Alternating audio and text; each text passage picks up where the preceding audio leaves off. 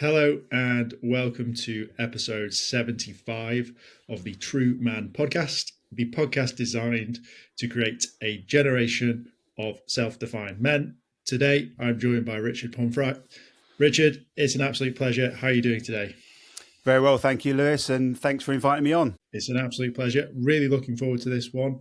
We had a really good conversation beforehand, so I'm excited for our conversation. But as always, first off, Richard, in your own words, what makes you a man? First of all, great question. Just for the audience, I was preempted on this question and had a little bit of think about it.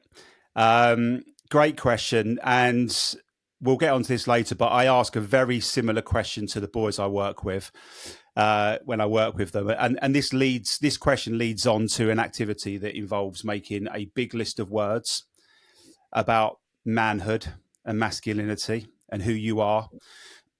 And then as we go through our program, we add to this word.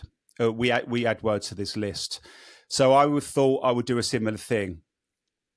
But also, I'm fully aware that when I do this in schools, this list could end up with hundreds of words on. So I have made a short list for you. It's going to take me, it's a little bit less work for me, and it's going to stop your listeners from being bored.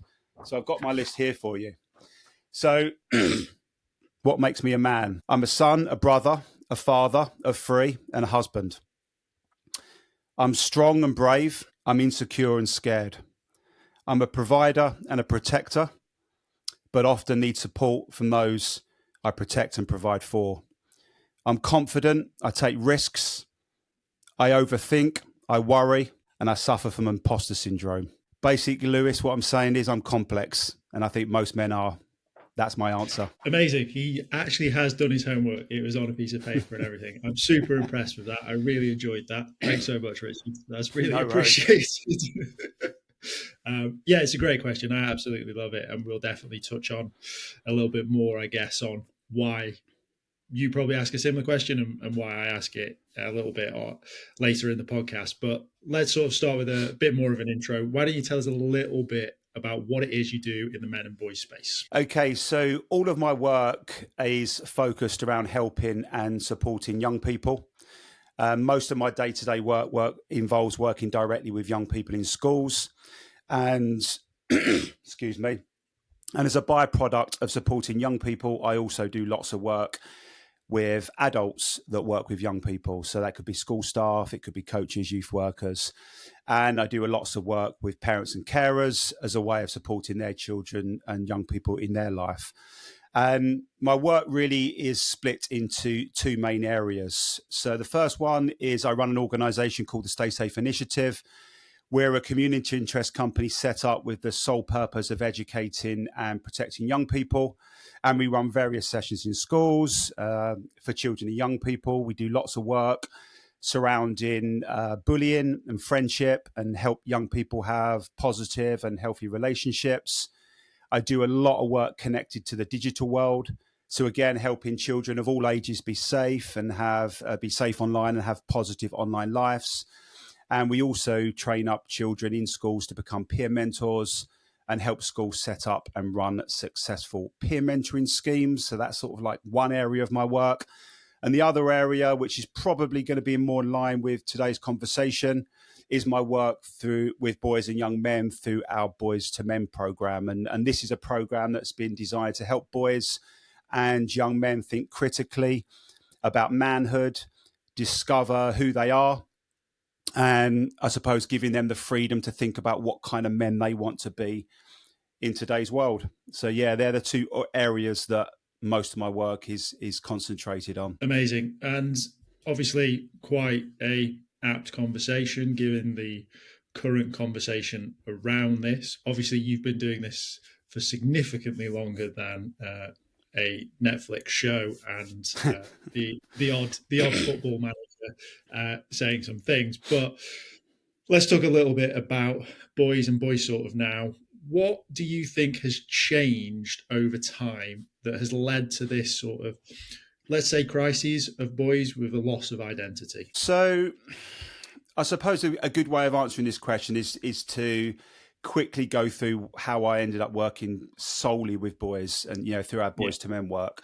So as I said earlier, I've been doing lots of work. I've been working in schools since just before 2013. And that was the work through our Stay Safe work. And most of that work was focused on working with mixed age groups and all genders. So not boy specific. But lots of the work, as I mentioned, was focused around, or is still actually focused around, the online world. And we support lots of schools in that area. And about 3 or 4 years ago, I started to get contacted by some of the schools that I was working with in regards to, the online world and online safety. And so schools were contacting us. We know them, we support them, and they got in contact and said, "Look, we're having a little bit of an issue in school. We're starting to hear a name being mentioned a lot by our boys. You can probably guess who that name is." And people like Andrew. Well, at the time it was just Andrew Tate. That was a name. And they said to us, would you be happy to come back into school and do some targeted work with our boys, specifically our lads in school, about people like Andrew Tate? Well, as I said, they thought it was just Andrew Tate at the time, an online influence. So I was more than happy to do that, and arranged to go in. This happened at a few schools. Arranged to go in and speak to some of their lads about online influence, people like Andrew Tate, and then my mission. Excuse me. My mission was to help them think critically about these messages, help them understand where these messages are coming from, and again, to look at these sort of messages through a critical lens. That was my objective when going in there. But it became very evident really quickly when having conversations with boys about people like Andrew Tate, through the conversations having with them, asking them, what do you feel, what do you find so polarizing, or what's attracting you to this kind of content? It became evident that actually I'd gone in there to talk about Andrew Tate, but it unpacked a much wider problem, to the point that actually Andrew Tate is just a symptom of a wider problem that boys are facing. So it's through these conversations with boys that I started to hear things like, well, no one understands us. We're always labelled. We're quite often demonised. Whenever we are mentioned online, in the press, or even sometimes at school, we're talked about as if we're a problem. No one cares about us. Lots of other groups have got their people supporting them. That could be Black Lives Matter. It could be the feminist movements. It could be LGBTQ+ and the gender equality. All great movements, by the way. But they would say, well, we haven't got anything and no one's got our back, essentially. But this guy online, he understands us, and he's saying what he's the messages that he's given us, we're gravitating towards. So this happened multiple times, and then I would then go back to the school after these conversations and say, look, actually, we've spent the last 2 or 3 hours with your lads talking about people like Andrew Tate and the online world, but I've come away from these conversations understanding that actually they need far more support than just the content that they're seeing online, and that's what prompted us to develop our Boys to Men program.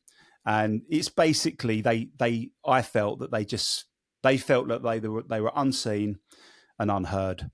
And that's what I still hear in schools now. It's so interesting that's coming up, and it's a common theme, because I always seem to feel like there's been this narrative that men have been told. So like, you are a benefit of the patriarchy. You are all violent against women and girls. You are all misogynistic in some way, shape, or form. And that seems to have trickled down into the generations. And like, I think we spoke about this briefly, but like, the patriarchy, as it's deemed, was like the 1950s was like the height of it, and that was 75 years ago. And to still put that pressure on boys while simultaneously rising up girls through feminist movements, which, as we've both alluded to, are fantastic. There's just zero conversation about what that means for boys. And even though then it still seemed like you were sort of brought in to sort of say, just don't watch him rather than like dig a little deeper. So like, Yeah. in your opinion, what was your thoughts on that? Like why did you go against the grain and were like, actually, I'm not going to tell them not to watch. I want to find out why. Well, first of all, and I've sort of learnt this through experience now, working with children in schools, and obviously having children myself. So I've got 3 children that are either in their late teens or early 20s. So and working with children for a long time. Telling children not to do something just doesn't work. And fill in the gap. That's sex education, that's alcohol, drugs, you name it. So the approach of actually this looking at this particular subject and people like Andrew Tate saying, well, this guy's an idiot, don't listen to him. That's just, if anything, that makes people like this more intriguing and more polarizing. So telling them no just doesn't work. Telling them you shouldn't doesn't work.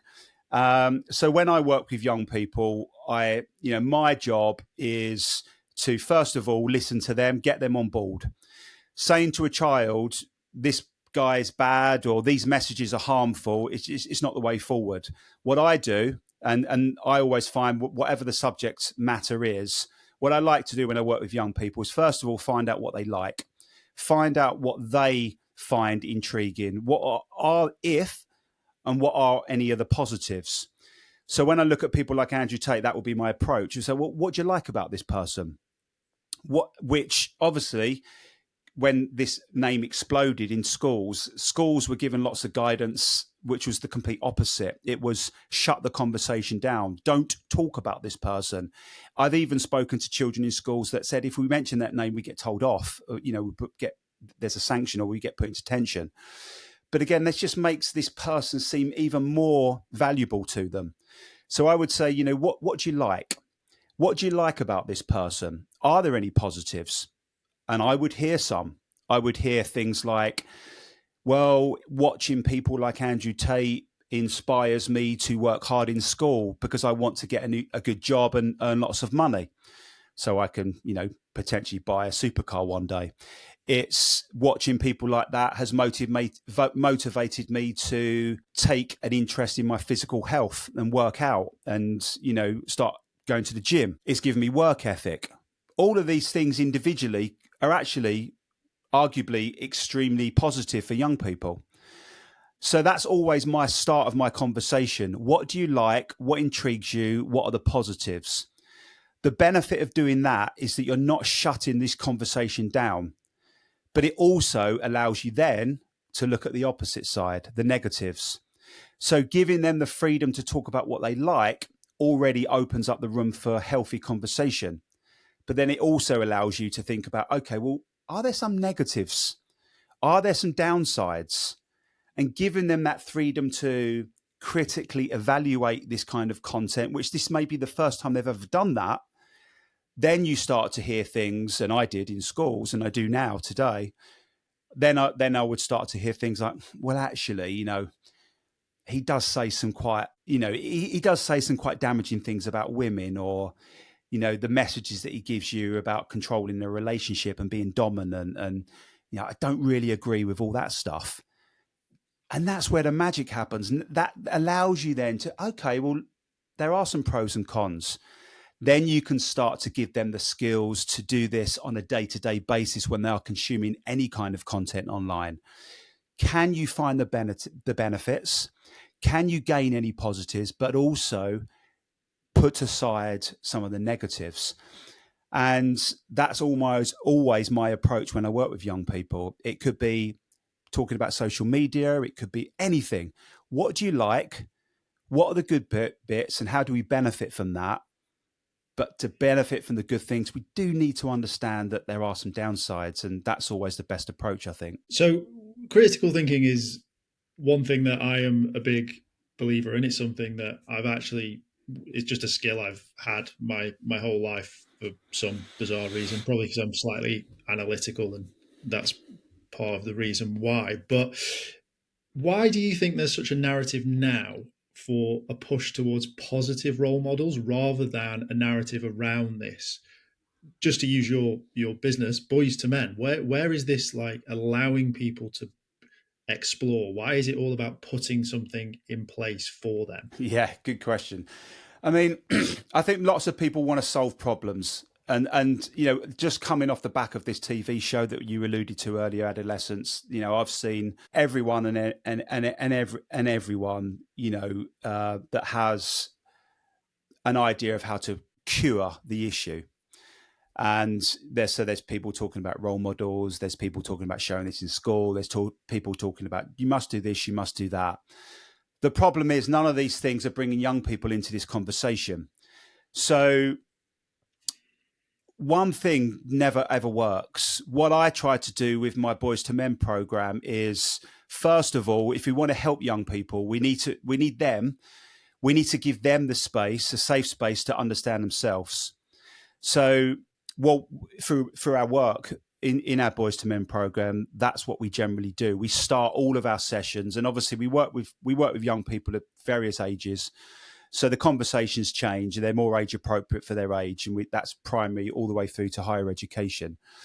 But the narrative and the mission is very similar. We first of all start to help children understand who they are. So with boys and young men, we start to give them the theme to think about what kind of men they want to be, who they are, get them to sort of think about themselves, think and share and talk about the pressures that they face, why certain stereotypes exist and how they impact them. We allow them to think about their insecurities, their emotions, and again, in a safe way, getting them to really think about where they are, who they are, and what kind of people they want to be. Once you then can give them the confidence to start thinking about themselves, then you can start to think about other people. So that's where you can then start to think about how we can put this certain things into practice through our interactions with others. But one thing is it's never enough. Just saying you need a role model, they do. Boys definitely need role models, but it's not the only thing. Just saying, well, you shouldn't go online and look at these toxic messages that you see. Again, that's not the answer. We need to allow young people to look at themselves, look at their lives, and everyone's obviously different, to then give them the confidence to start thinking about where they fit into society. And then you can start to think about building up skills, whether that's critical thinking skills, whether that's emotional literacy, about how they can start to communicate with people around them. So one thing is never, it's just, it's never going to make or break. When you talk about all of this stuff this sort of being implemented in the schools that you're working in, and I sort of look at myself and sort of, I guess, men of a sort of similar age to sort of like late 20s, mid 20s to sort of like early 30s. I personally feel like a lot of those men, in inverted commas, are boys in men's bodies. I don't feel like that they've been afforded that sort of conversation. They've actually just had to go through the world as it was sort of laid out for them. And they will then hit something. So whether it's a child or a job loss or a parent dying or something like that, that then will take them one way or the other. They'll either rise from the ashes or it will send them on a bit of a spiral. So do you think boys need maybe like a rite of passage, to use like a cliche term? Do you think there's something that's maybe missing in modern day society from that too? I think they just need conversation, Lewis. I really do. I mean, when I work with boys, and again, it changes depending on the age, quite often the conversations that I'm initiating and helping them to think about and to challenge and to sort of like explore together, quite often it's the first time they've ever had these conversations. Just giving a young person the freedom to think about what kind of men they want to be. We do a really great activity, which right near the start of our work, when it's all about trying to find out where their head's at. And as you said, as a young person grows up into adulthood, they're being influenced. They are quite often having these messages subconsciously taken on throughout their life. And that could be the messages they have at home, whether they've got male role models, what their life's like, their interactions with school, the interactions that they've had with teachers, or, and then eventually they become young adults. So what we do this really great activity, and it works for all ages. I ask them 2 questions. It's focused around manhood. So the first question I ask them is, what are the best bits about being a man? Now, this could be, we got 2 angles on this. Could be their own experience of being a boy or a man and what they like about it, or what they think is to come in the future. And obviously we hear lots of positive things. It usually equates to having freedom, earning money, driving a car one day, getting a girlfriend, gaming with my mates, playing football, all just really normal, positive things. But this brings us on to asking a second question, which is really what we're trying to get at. So we've asked them what the best bits are. The second question I asked them isn't what most people would think is the best and worst. The next question I asked them is, what are the hardest things about being a boy or being a man? And again, that could be depending on their age. If it's a primary school age, it's usually getting them to think about what could potentially be the hardest things growing up, what you've got to still face moving forward. If I'm working with a young adult in a college setting or a university setting, it could be down to a little bit more about lived experience and what you found a struggle. But I get them to think about what's hard about being a man. And this is always really eye-opening for me, especially when I'm working with really young children. Because then you start to hear things like, well, I've got to provide for a family. I've got to be the provider, not a provider, the provider. I've got to earn money. I've got to succeed. I've got to hold down a job. I've got to be financially stable. I've got to raise a family. I've got to support a family. I've even had children at a very young age say, well, one of the hardest things that I think about being a man is what happens if you have a baby, you have a family, and you lose that child, through separation or divorce, and you don't get to see that child that often. And even at a young age, they are feeling the pressures that you mentioned, the patriarchy. They are feeling the pressures that society have placed on them. Now, it's not necessarily someone saying, oh, you've got to do this, but they feel it. They feel it through the messages that they may have had at home. They feel it through the conversations they may have had in their community. They feel it from what they see online. They feel it from their conversations and experiences at school. And they feel it at a young age. And if these children and young people are not given the safe space to talk about, well, why do these pressures exist? Do you think that's correct? Why are these? This obviously brings us on to talk about stereotypes and gender roles. Do you think that's right? What can we do to change that? If these children have never had that conversation, they're going to have these issues and these pressures. They're going to be inside, and one day they're going to realize that they are a reality. And that's where, mental health and potentially other things come into play. So that's a long answer to your question, but it's about having conversations at the youngest possible age to help them start to unpack some of this stuff. Are you surprised by some of those answers, considering how young some of them are? I was to start with, Lewis.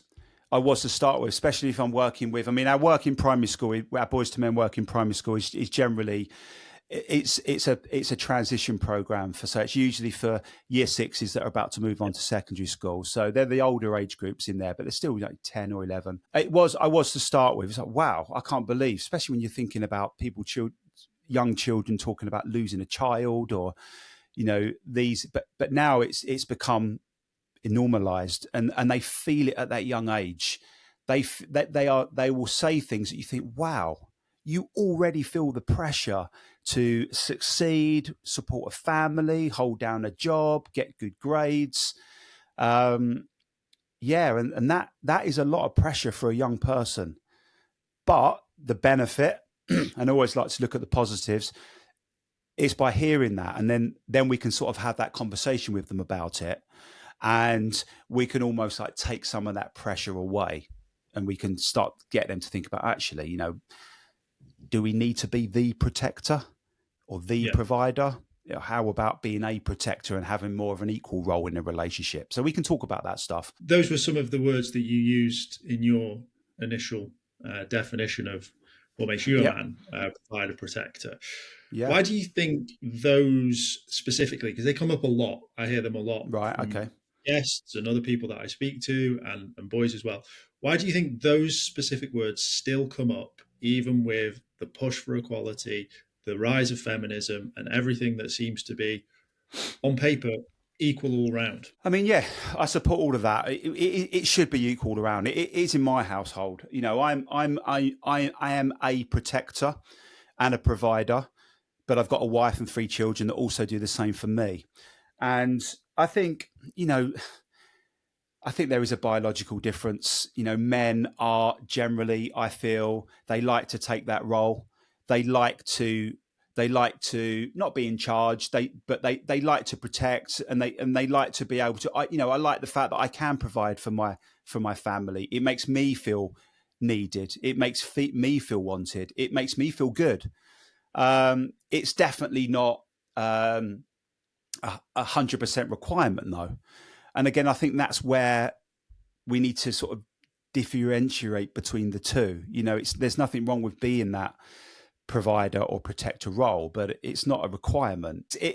It's a good question, and I'm not actually sure whether it's biology, whether it's back, And when I ask a similar question in schools, it's like, you go back to the caveman days, and the men went out and hunted, and the women stayed at home, and all of these things. And as generations have gone past, we're at a place now where it's definitely more equal. We all life experience and generations has shaped what we now are as men, I think. I mean, just talking now and based on our conversation, I think I'm really going to start to shift that and start to ask the question, well, what's a modern day provider and what's a modern day protector? Because I think that's what's changed, right? The word the way you feel when you're in that, your provider, your protector mentality, but what you're actually doing might be different to a bloke in the 1950s who was literally just going to work and chucking some money on the table. And that's probably something to start to unpick, because what does that look like now, I guess, is the next question, right? No, I totally agree. And, and it's a lot of pressure. If you're, just changing that "the" to "a," if you are the protector, or you are growing up as a young person, a young man with this conversation, thinking that I need to be the protector and the provider, that's a lot of weight. That's a lot of pressure on that young person's shoulders. But yeah, just change it. There's nothing wrong with that. But, I like to use, I'm a protector, I'm a provider, and it is more equal. Now, obviously, I get a lot of protection, and my wife provides a lot to me, emotionally. My wife helps me run my companies. So we're partners in that respect. My children protect me. My children provide for me. It may not be financially, but they support me in other ways. And again, it's I think for when talking to young people about their future and healthy relationships, that's always the sort of dynamic that I would promote, is definitely equality, but it's, we all have a role to play, and it's finding the people that are willing to provide that for you as well. But obviously everyone's different. Some children I work with, they may have extremely traditional backgrounds. I have worked with lots of people that are in the traveller community, and they are, again, their community is very, the man will be the provider, go out to work, and the woman will be at home. And there's nothing wrong with that. But it's whether we are all happy with them boundaries and them expectations. And if we are, no problem. That's still being modern in that approach. I think that the harmful things for young people is, I've got to, they have to. And that's not the approach that I would promote. No, for sure. It's not a have to, it's a want to. And I think that sort of leads me on to next thought and next question, which is around relationships. And you mentioned sort of setting those boundaries and things early on, but there's a recent study and a recent sort of shift in domestic violence, so sort of 16 to 25. So I guess leaving school and going into that early adulthood, there seems to be a flip of the script, and that men seem to be more the receivers of domestic abuse in relationships from women. And the primary reason is that conversation around you not being man enough, you not being able to provide. And I want to touch on the work that you do in schools with both genders, specifically around online, and sort of see if there's any links between those two, and then how boys and young men can sort of navigate those conversations as they start to arise in early relationships. I mean, going back to earlier, I think, first of all, whether you're working with boys or you're working with girls, I think, first of all, it's helping them understand who they are. It's helping them feel comfortable in their own skin. For someone that is comfortable in their own skin, that feels happy, that feels supported, that feels loved and needed, and that are being pushed in the right direction and supported, that's a great foundation for a healthy relationship. So I think that's always a starting point, is, are you happy with yourself? Are you happy with your life? Now, obviously, everyone has a backstory, so that can be quite hard sometimes. But that's my always starting point, is, are you happy with yourself, and are you happy in your own skin? For example, when we look at the online world, there is a lot of hate online. There's a lot of people that are unkind online. There's a lot of keyboard warriors. But generally, people that are happy, people that are succeeding, and I'm not just talking about succeeding financially, people that are happy, that are balanced, that are positive, that are having a healthy life, they're generally not the sorts of people that are online being hateful and unkind. The people that are doing that are the ones that are not happy with themselves. They're the ones that are having struggles. Hurt people hurt. And if you're not happy with yourself, or you're having a bad time, or you're having bad experiences, and there's lots of influences there that could potentially make that happen, then you're not going to have healthy relationships moving forward. So I think, first of all, start with themselves. Then we can start to look at the opposite sex. Then we can start to think about, what does a healthy relationship look like? What's important to you? What's important to them? And giving young people the ability to understand the other side. One thing I do when I work with boys is I ask them questions like, what would you love girls to know about you? What would you may not have the confidence to go and tell them, but what would you just wish they knew in advance? Yeah. And the same with girls. When I work with girls, and I partner with some organisations that run various similar sessions to our Boys to Men, but specifically for girls. And we may ask that to girls. What do you wish boys knew about you? And again, it's through this sort of these conversations that they get to understand each other a little bit more.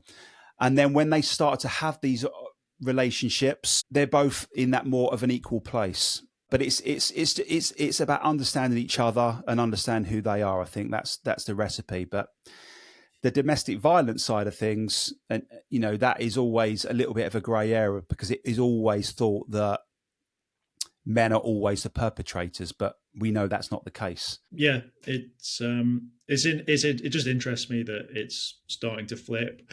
I don't know whether there's an element of a rebellion against feminism from that sort of age group as well, where they don't feel that that's something that they want to fit into, so they're trying to find relationships. But again, it goes back to what you're saying, is they're not happy in themselves, they're not happy in what the world sort of looks like in general, so they're trying to take it out on the world. One thing I'd like to ask and know is, you've obviously been doing this for a while now.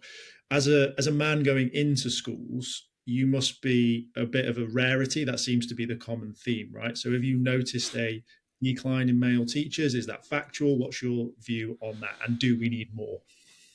The short answer is, we definitely need more. There is a massive deficit with male teachers in school. So primary schools, the work that I do in primary schools, it's quite common for me to visit a school for the day where there will be no male teachers in school at all. If there are, it's usually one, maybe two, but female teachers definitely dominate that environment. And in secondary schools, again, there's still a massive deficit. Now, there are more male teachers in secondary schools than primary, but the female teachers definitely still outweigh the male, and I think that's a massive impact as well. You know, boys, when we look at sort of role models, lots of the boys that I may work with, they may not have healthy role models at home, male role models. Sorry, they may have no male role models. They may then have gone through primary school with no male teachers. It may be a child that not really into sports and never really been pushed into, like football or rugby, where they may predominantly be surrounded by male role models. So for them children that are now entering secondary school, that could be the first time they're having a regular interaction with a man. And that could be only once a week, depending on what lessons they are taking. So yeah, we definitely need more male teachers. I think absolutely that does play a role, and and I get to see that. I've been to schools, even if schools where I'm not actually, we're not running our boys to men work, where it's a group of mixed, a mixed gendered group. I will have teachers. Oh, it's so good that we've got a man in today, because they'll listen to you, and you're a new face, and just your tone of voice and just the way that you are speaking is having an impact. So more of them would be a big bonus. Absolutely. Yeah, I remember when I went to school all those years ago, I was extremely fortunate. My primary school years was equal. I had one. I think I had one every other year that was male, from like key stage 2, so 4, 5, 6, and then into high school again. Really huge faculty of male teachers, and I actually look back at that now and remember some of those teachers as like ones that wasn't naughty, but maybe a bit cheeky, and some that didn't encourage it but nurtured it rather than just tell me off and let me sort of find a little bit more of a path. But I'm well aware that they've left teaching. And they're no longer teachers. They've pursued other career paths for whatever reason, and that's a great shame, really. And I do remember most of my male teachers because they were not a novelty, but they were men, and like in my case, they were white. So that again is something that is useful and is important for boys to see for sure. Just on that. Yeah, go on. In general, you're going into schools. Do you think there should be a push for men of differing professions to go into schools? So whether they're nurses or they work in care homes or they work in STEM, wherever they work, to showcase that for boys you can sort of do whatever you want to do. I feel like there is a bit of a push for women in STEM, but there doesn't seem to be the verse of that for boys. Yeah, I think that would be a great thing. As you just touched on it there. Most schools, they, when we're looking at girls, there is big push to get women and girls into, STEM and other fields that would predominantly, going back in the day, be more male dominated, which is again absolutely amazing. But as we said earlier, boys just haven't got these things. And yeah, I think that would be a great thing for getting boys or promoting boys in education, more caring, whether it's nurse or, medical professions or mental health.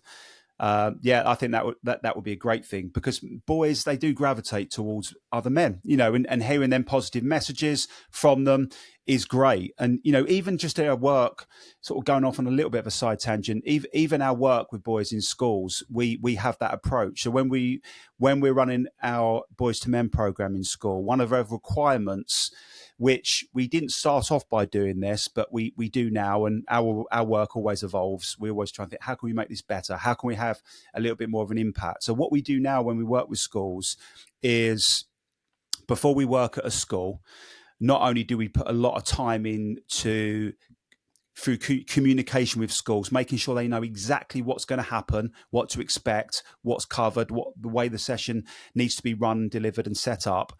But we also now say to schools what we want to do when we come in and work with your boys. And they're usually fairly small groups, usually about 12 to 15 boys, depending on the age group, but it's usually around that size. Yeah.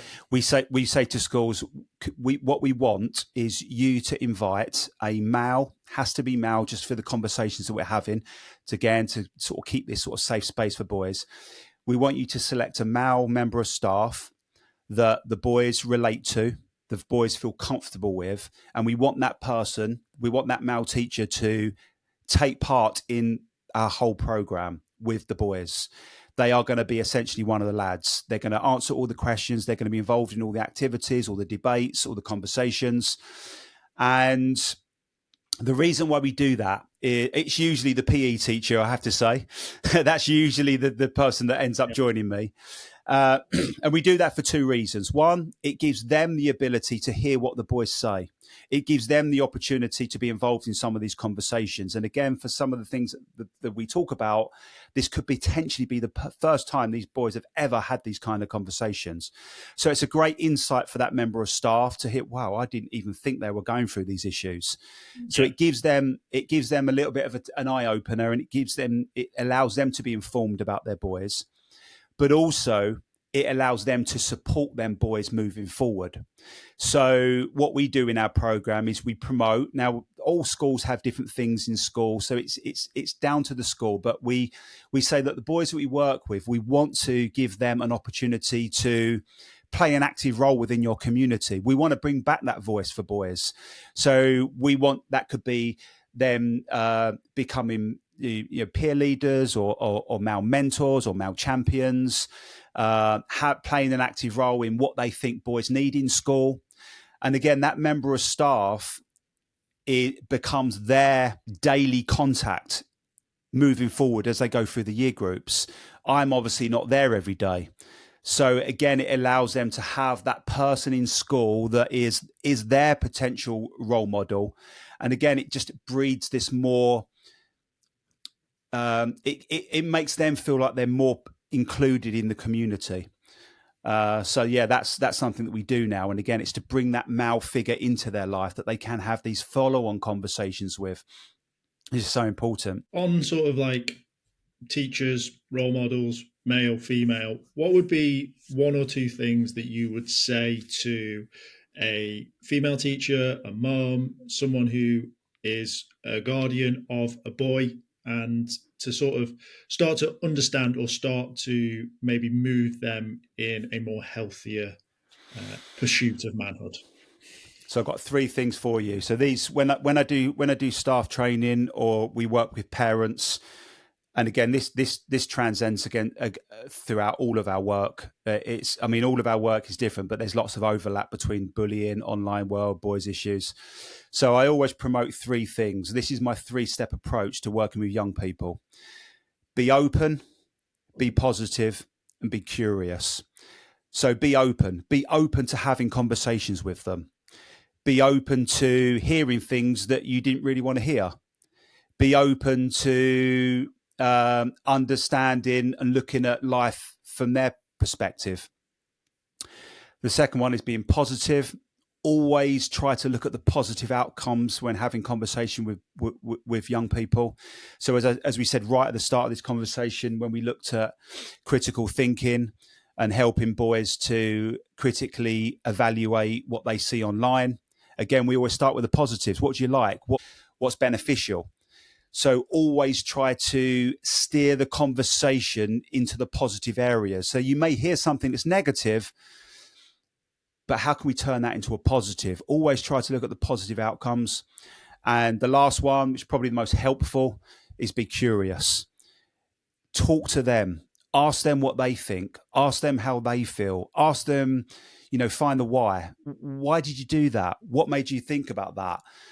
Being curious is so important for young people, because we all think as adults we got it all sorted. We was young people. I'm 51, so when I work with children, I make this really clear at the start. I was a young person a long time ago, but I'm a dinosaur compared to you. So my job today isn't to tell you what to do or how to be a man. My job today is to sort of guide you and share my life experience, but it's also to learn from you. I want you to educate me. I want you to tell me about your life. And being curious is the best way to do that.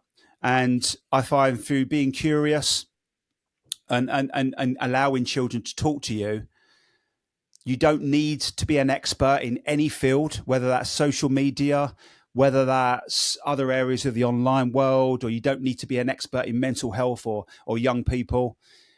All you need to be curious, and then other things, be open and be positive. And through them conversations that you have, your life experience will take over. Your life experience will provide what your people in your life need. So again, that's a long answer, but them three things: be open, be positive, and be curious, is the recipe, I think, for healthy debate and healthy conversation, and also provides you an angle to support them. It's a great answer. Long's better for that. I think no one wants a one-word answer with that.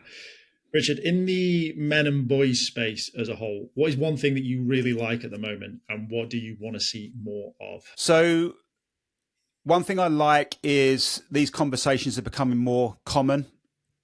One thing I like, even though I hated the backlash from that show Adolescence, but one thing I do like is it has sparked conversation. It has sparked debate.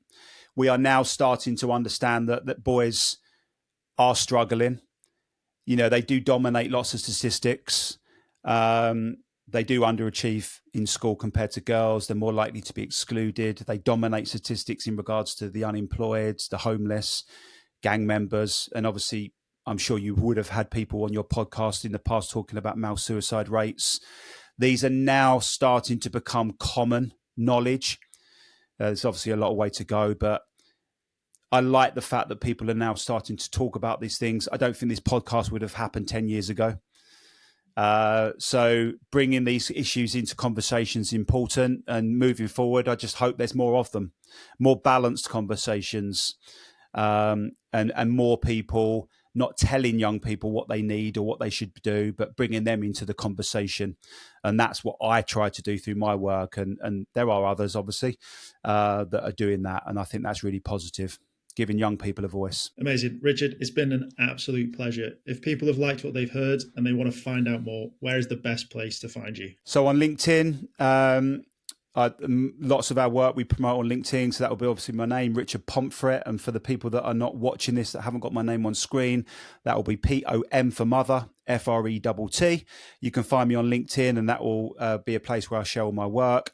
And our two websites, so our Stay Safe work, that will be the work that we do surrounding bullying, peer mentoring, and helping children be safe online, is the Stay Safe Initiative, all one word, .org.uk. For more information about our boys program, our boys to men work, and again, that's work that focuses in from primary, secondary school, and to higher education. Our website is boys with a Z -men.org.uk. And from them websites, you'll find our other social links as well. But yeah. Amazing. Thank you, Richard. I will leave the final thoughts with yourself. The final thoughts with myself. Be open, be positive, and be curious. And bring the children in your life inwards and have conversations with them. And your life experience will do all of the hard work for you from that point.